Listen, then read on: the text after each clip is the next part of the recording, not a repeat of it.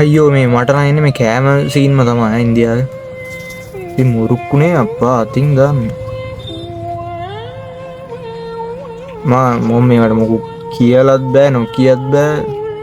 කලින් මේම වීඩියෝ එකක් දාලා ඒකට බැනලත් තිබ්බා. අනුන්ගේ රෙද්දවල් හොයන්න බෑ.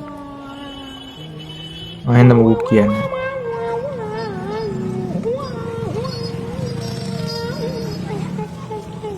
නෑ මෙහෙම හරියද මගේ මං අදහස කියන්නම්කෝ.